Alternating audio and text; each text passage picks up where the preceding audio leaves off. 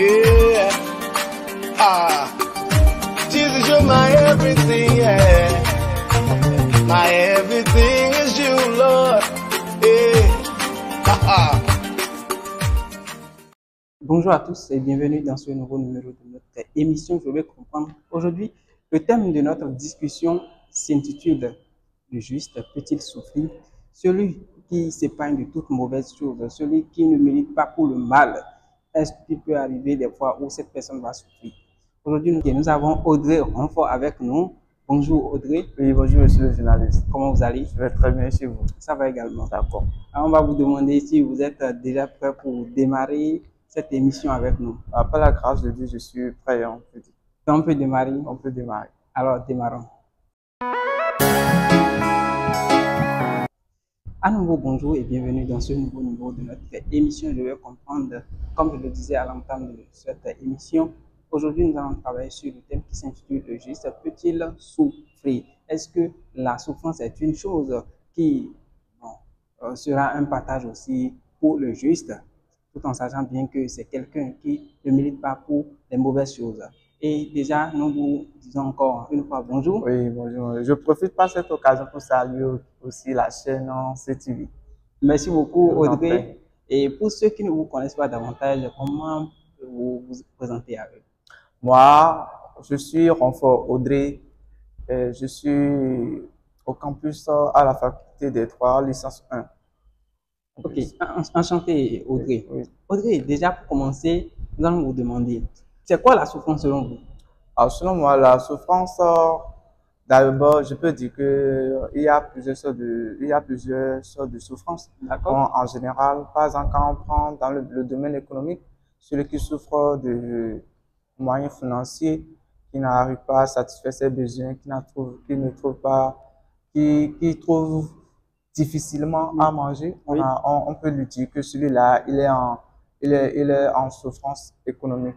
Par exemple, celui qui ne trouve pas de travail, d'abord pour manger, il faut d'abord avoir un travail qui te génère d'argent, Oui. et pour satisfaire tes besoins. Oui. Là, on peut dire que celui qui n'a pas de travail, lui aussi, il est dans une souffrance, vous voyez. Okay. Et je peux encore dire, vraiment, celui qui a de l'argent, par exemple, s'il n'a pas d'enfant, il cherchait de l'enfant, il y a des mois, des années, il n'en trouve toujours pas. Il est aussi dans une souffrance. Puisqu'il a tout, mais l'enfant, il n'en trouve pas. Le manque d'enfants aussi peut constituer aussi une souffrance. Ok, merci beaucoup. Et la personne juste, oui. Comment définissez-vous une personne qui est juste? Le juste? Selon moi, le juste peut être défini, celui qui est, on peut dire, celui qui est sain. D'accord. Ah, l'homme peut être sain? Oui, oui, mais le juste. Okay. On peut dire, par exemple, celui qui est sain, et celui qui est droit, qui n'aime pas se localiser sur les mauvaises voies, qui détourne des gens sur des mauvaises voies. Par exemple, tu es dans un mauvais endroit et toi-même tu vois que là, tu es là. Et il est à côté de toi, tu vois que là où tu vas, c'est pas bien. Au lieu de te regarder aller, il te dit non, mon frère, il faut que tu te retournes. Là, je pense que le juste peut jouer ces rôles-là. Et d'abord, je peux encore dire que le juste, c'est celui qui est humble, et celui qui est humble, aimable, qui aime son prochain, qui n'aime pas le mal d'autrui, qui ne veulent pas la chute de son prochain, qui n'imagine pas, qui ne souhaite pas de mauvaises choses à son prochain, et qui se soucie des autres dans le bon sens. Le bon sens. Oui, dans le bon sens. C'est ce que je peux dire à ce sujet. Le juste, c'est un homme droit, exemplaire, même s'il ne montre pas celui qui est humble. Mais au fond de lui, c'est que bon, je sais que je suis humble de cœur. Ouais. Ok, merci beaucoup, Audrey. Donc, d'après vous, le juste, c'est quelqu'un qui fait le bien, donc un bienfaiteur, disons. Oui, oui. Qui est humble de cœur. Qui suit aussi le chemin du Christ. Okay. Qui connaît aussi les lois du Seigneur, ses commandements, qui garde ses commandements dans le cœur, et qui, mais bien vrai que ça arrive parfois que c'est difficile de respecter ces lois, hein. Okay. Mais il respecte, Il a ses 10 commandements dans le cœur. Et il sait qu'il y a un Dieu. Il a la crainte de Dieu. Il a la crainte de Dieu. Il a la crainte de Dieu. Ok. Ok. Merci beaucoup. Et Audrey, j'aimerais vous demander, est-ce que le juste peut souffrir? Le juste peut-il souffrir? Le juste peut-il souffrir? C'est une très très belle question. Et je peux dire, d'abord, quand on laisse cette question, il ne faut pas dire que j'ai esquivé, hein, mais depuis l'Antiquité, la souffrance existait déjà. Oui, nous savons tous que la souffrance existe bel et bien, mais voir toutes les qualités que vous avez citées, par rapport au juste. Voilà. Est-ce que lui maintenant mérite la souffrance? Normalement, il ne mérite pas la souffrance. Ah, d'accord. Mais il arrive des temps, il arrive et dans certains cas, le juste souffre. Oui. Par exemple, prenons le cas, quand on va un peu dans la Bible, si vous lisez un peu la Bible, et dans le Psaume 34, chapitre 34, verset 20, il a été écrit que le malheur atteint souvent le juste, mais l'Éternel l'en délivre toujours. Ouais, qu'est-ce que je veux dire par là? Lorsque tu es juste, lorsque tu es un juste, tu seras confronté à certaines souffrances, à des critiques, quand bien même que tu es juste. Mais le juste, personne ne dit pas je veux souffrir. D'accord. D'abord, la souffrance vient naturellement. Quand même, la souffrance est naturelle. Oui, non, on peut dire que la souffrance est naturelle, mais moi je sais que quand tu es un juste là, non, Dieu te privilège de tout. C'est rare que tu souffres. Mais il arrive des circonstances et Dieu te tente pour voir si tu vas tenir. Par exemple, le cas de Job. Quand on prend le chapitre 1, Dieu a dit, Dieu a même dit à Satan, tu vois mon fils, tu as vu comment il est droit, juste. Malgré ça, il a fait quoi? Il a été contraint à des souffrances. Vous avez vu comment il a souffert? Atroce. Pourtant, il n'a pas quitté sur le chemin. Il est resté toujours sur le chemin de l'Éternel. Vous voyez, c'est ce que je veux dire. Vous voyez comment c'est un homme juste selon Dieu, droit, exemplaire selon Dieu, mais malgré ça, il a été tenté. Il a été tenté. S'il n'avait pas cette foi, il n'avait pas la crainte de l'Éternel, et aussi si la main de Dieu n'était pas sur lui, il allait chuter, il allait quitter sur la voie, il va même maudire Dieu. Mais Dieu, je suis un homme droit, il allait dire, mais je suis droit, pourtant, regarde ce qui m'arrive. Maudit Dieu meurt, comme le disait sa femme. Sa femme, comme lui avait demandé sa femme de maudire Dieu, que est-ce que ton Dieu est là et toi, tu parcours ces moments difficiles. Bon, ce que je peux dire en conclusion, le juste, normalement, en général, la souffrance intervient dans la vie du juste, mais rarement. Mais souvent, selon moi, ces souffrances, c'est Dieu par l'œuvre de l'Éternel pour voir si celui-là, est-ce qu'il va tenir. Par exemple, celui qui respecte les lois, par tous les moyens de Dieu peut amener tous les moyens pour le tenter si réellement il va tenir.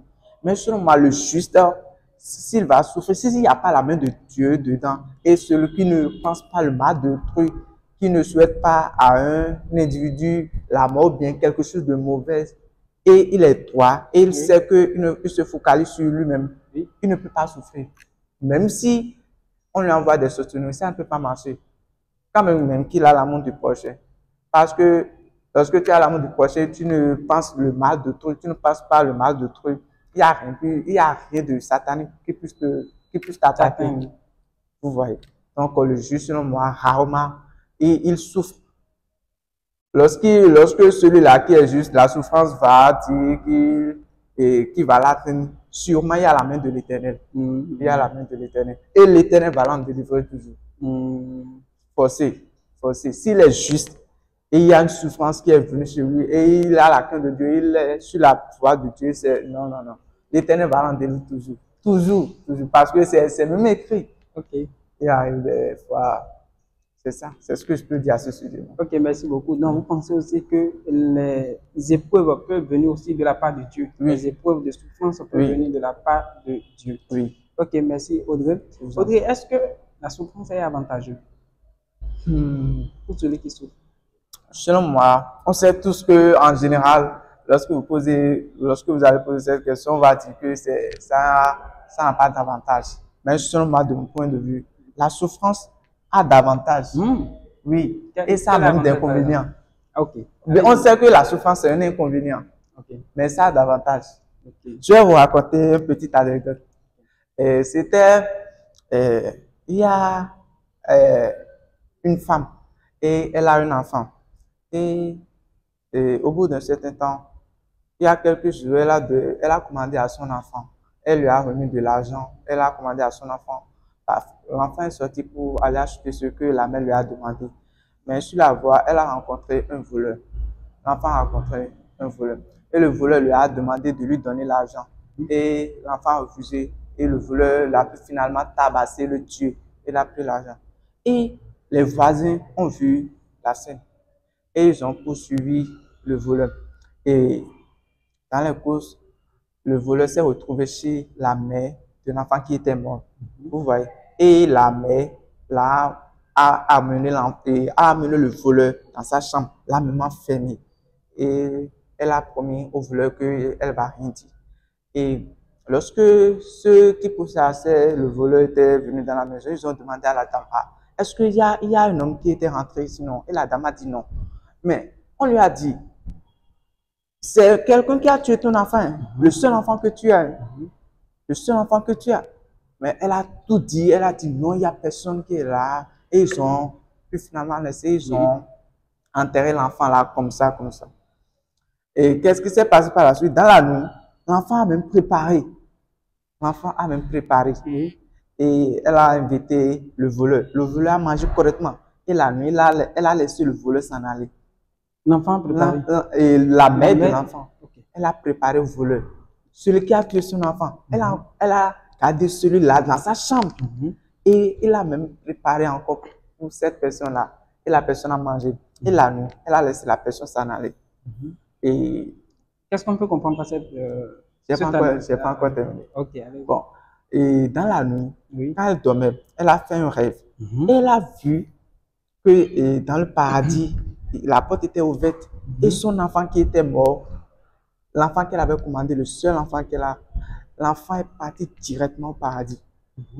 Et là, je peux dire que selon vous, c'est un avantage de un inconvénient. Selon moi, je peux dire, étant donné que l'enfant est allé au paradis, c'est grâce à l'action qu'elle vient de faire que l'enfant est allé au paradis. Et moi, je peux dire que c'est un avantage pour l'enfant. Même pour L'action de la mère sur l'enfant ou bien c'est l'action de l'enfant sur lui-même qui l'a amené au paradis? Non, l'action de la... Même si l'enfant avait péché, elle avait fait tout la main, grâce à l'action que la mère vient de faire, l'enfant allait au paradis parce que Dieu l'a bénéficié. Bon. De Sinon, moi, je l'action pensais qu'elle que ce sont nos œuvres qui devraient nous suivre. Ou bien c'est les œuvres aussi de nos parents. Ah, moi, je pensais que pour mon point de vue, je pense que c'est nos œuvres qui devraient nous suivre. Étant donné que c'est déjà interdit dans les 10 commandements de Dieu, on ne tuera point. On ne tuera point. Mais l'enfant a été victime d'un meurtre. Et là, est-ce qu'on va encore baser sur... C'est pas un mort naturel, c'est pas une mort naturelle. Elle a été victime.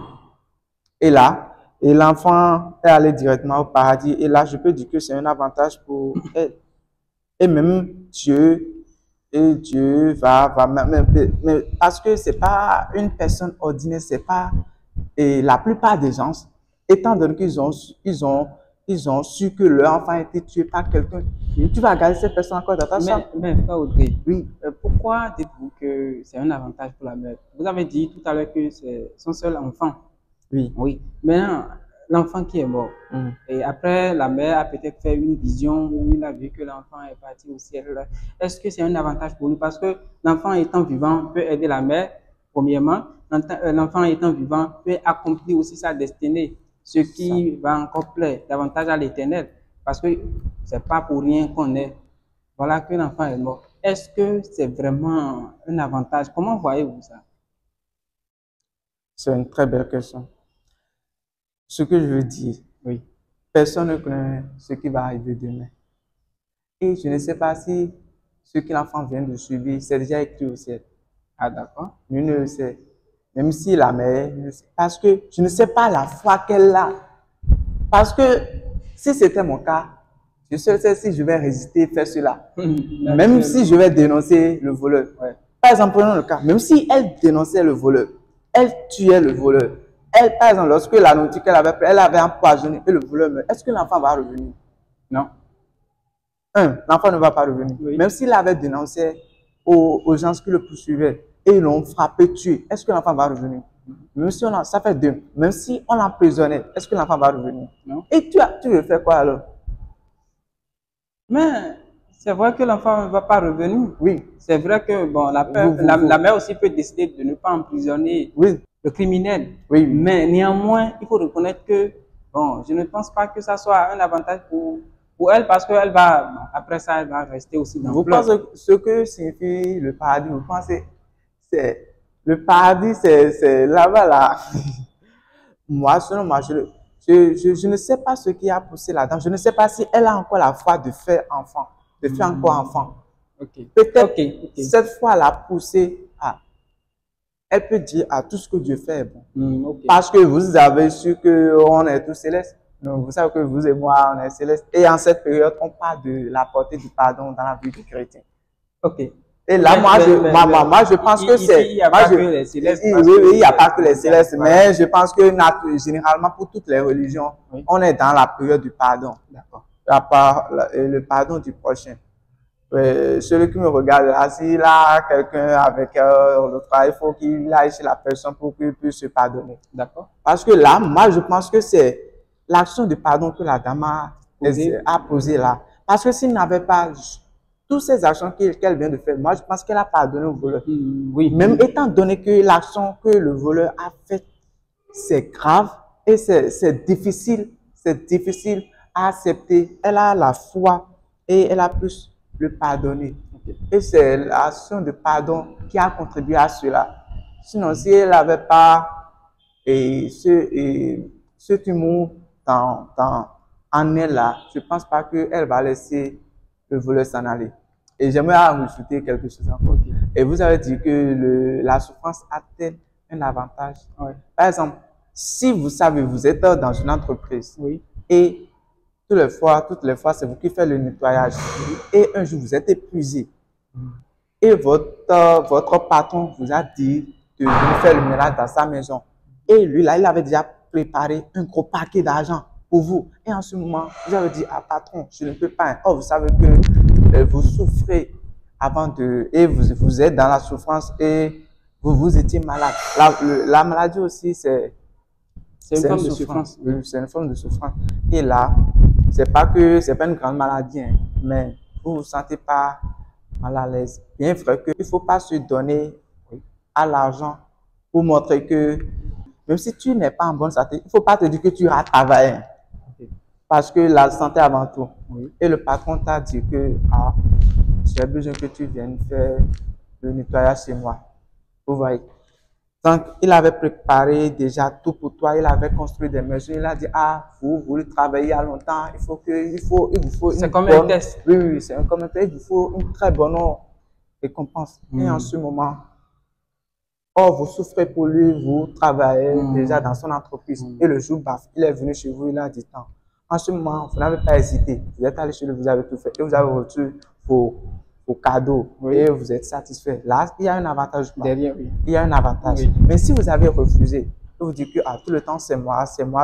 Étant donné que vous êtes dans la souffrance, et si vous avez refusé, est-ce que vous aurez tout ça? Non. Ça vous a...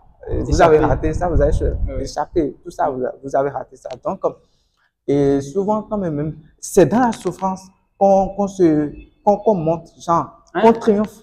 Donc, c'est dans la souffrance qu'on assemble même la majorité des gens qui sont à un certain niveau donné, des gens qui ont une vie confortable, si vous étudiez leur histoire, si vous étudiez, devenir riche, c'est pas facile. Même si être fondé dans une famille riche là, est-ce que tu sais comment tes ancêtres, tes ascendants ont les étapes qu'ils ont parcourus pour avoir cette richesse? Donc, la souffrance est un nombre de paramètres qu'il faut passer généralement et normalement pour atteindre le seuil de votre but. Ok. La souffrance est une étape à traverser, quel qu'en soit le cas. Mais j'aimerais vous demander, est-ce que tout le monde peut souffrir? Là. Tout le monde peut souffrir. Oui. Comment? Il y a oui, on peut dire. Il y a oui, on peut dire encore dire non. Bon, Oui, selon moi, généralement, oui, tout le monde peut souffrir. comment? Que ça soit le juste ou que ça soit l'injuste ou que tu sois droit ou pas. Ok. Quand est-ce qu'on parle de la non-souffrance? Par exemple, pour vous, comment définissez-vous la non-souffrance? La Quand non-souffrance. est-ce que vous pouvez dire que bon, quelqu'un ne souffre pas, quelqu'un... En tout cas, il y a souffrance dans souffrance. Ok. Celui qui ne souffre pas, peut-être, il a déjà construit, il a une vie confortable, Il a une vie confortable. il a son métier et il en jouit pleinement. Ok. Et il a ses enfants, Il a ses enfants. il met ses enfants dans une bonne école et il arrive déjà à satisfaire ses besoins. Ça dit que c'est Il a sa femme bien ça. et tout va bien pour lui. Ok. Tout va bien pour lui. Donc, cette personne, on peut Le qualifier qualifier de de quelqu'un qui ne souffre pas. qui ne souffre pas. Mais, monsieur... Mais il arrive des fois, Oui. on peut le qualifier des fois, mais quand tu tombes malade, celui qui tombe malade, s'il a les moyens, il peut en guérir. Mais il arrive parfois que lorsque tu es milliardaire, il y a certaines maladies et malgré l'argent que tu as, ça ne te permet pas d'être en vie. Il y a certaines personnes qui ont des milliards et ils sont malades, malgré toutes les sommes qu'ils dépensent, ils meurent. Vous voyez. Donc, généralement, si tu as ton enfant qui a problème de cœur maintenant et tu as l'argent, et grâce à l'argent que tu as, tu peux fournir et on peut le traiter. Et si l'enfant résiste et ne meurt pas, là, on peut dire que c'est grâce à ta richesse que l'enfant est. Mais étant donné bien que la main de Dieu est dedans, et on peut dire que c'est grâce à ta richesse que l'enfant a survécu. Là, je peux dire que celui-là, il n'a pas souffert. S'il n'en avait pas, l'enfant peut mourir ou bien peut être en vie. Donc, tout ce que je peux dire, c'est la main de Dieu. C'est la main de Dieu. Tu peux être milliardaire. Si il y a quelque chose qui t'arrive, il n'y a pas la main de Dieu dedans, tu peux tout faire. Tu peux avoir même des sommes qui remplissent et qui remplissent cette salle.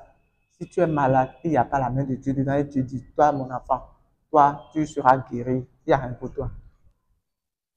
Ok, merci beaucoup. Merci d'avoir passé sur ce plateau. Je veux comprendre de CTV. Nous sommes à la fin de cette émission et nous allons vous demander humblement qu'est-ce que vous avez à dire pour généraliser ou bien pour conclure cette émission que nous venons de sur le thème. D'abord, je salue encore l'émission et la chaîne CTV. Merci. Et de m'avoir invité pour cette interview. Et ce Merci. que je vais dire à vous, chers téléspectateurs qui me regardent en ce moment, ce que je vais vous dire, quels que soient les moments que vous parcourez, en tout cas, que vous soyez riche ou non, on a tous nos problèmes. On a tous un problème qui nous tourmente. Que vous êtes dans une situation difficile, ne baissez pas les bras. D'ailleurs, n'abandonnez pas vos rêves. Par exemple, si vous avez fixé un projet et vous rencontrez des difficultés, ce sont des choses qui arrivent. Ne dites pas que vous allez baisser les bras, étant donné que la souffrance a un certain nombre de paramètres pour arriver au succès. Donc, ce que je vais vous dire, n'abandonnez pas. Quelles que soient les souffrances que vous vivez, continuez votre chemin. Et évoquez aussi Dieu. Je pense qu'avec son aide, vous en sortirez. Mais généralement, la souffrance, c'est une chose qui permet à celui qui tient, c'est quelque chose qui permet à celui qui tient d'aller au plus haut niveau. Mais généralement, il y a certaines personnes qui ne tiennent pas parce qu'ils rencontrent quelques souffrances et ils abandonnent. Or, ceux ou celles qui arrivent à un certain endroit au plus haut niveau, ce sont des gens qui ont persévéré. Donc, si vous êtes en souffrance, il faut avoir la persévérance. Il faut persévérer, c'est ce que je vais vous dire. Il ne faut pas penser que vous êtes juste, que vous n'allez pas rencontrer des difficultés. C'est normal. Vous pouvez en rencontrer et aussi vous ne pouvez pas en rencontrer. Naturellement, quand vous êtes injuste, il n'y a pas une chose qui va vous tourmenter, mais il arrive parfois, il y a les conditions où l'on rencontre des difficultés. C'est tout ce que je peux vous dire. Merci. Merci à vous également. Merci beaucoup, Audrey. J'ai noté plein de sagesse dans tout ce que vous avez dit. Oui. Non, ça, c'est génial de votre part. Vous êtes très intelligent et très sage aussi. Donc, nous sommes à la fin de cette émission. Rendez-vous pour nos prochaines émissions. N'oubliez pas de liker, de partager nos émissions. Sur cette TV, c'est la lumière de la parole, c'est la vérité. Vous venez de dire, Audrey, de courage, de ne pas baisser les bras, de foncer, quel que soit ce qui se passe, et surtout que la souffrance, c'est toute une étape, c'est une étape dans la vie. Donc, vous pouvez passer de cette étape pour arriver à une destinée glorieuse. Je dis ça et je termine cette émission. Bye bye. À la prochaine.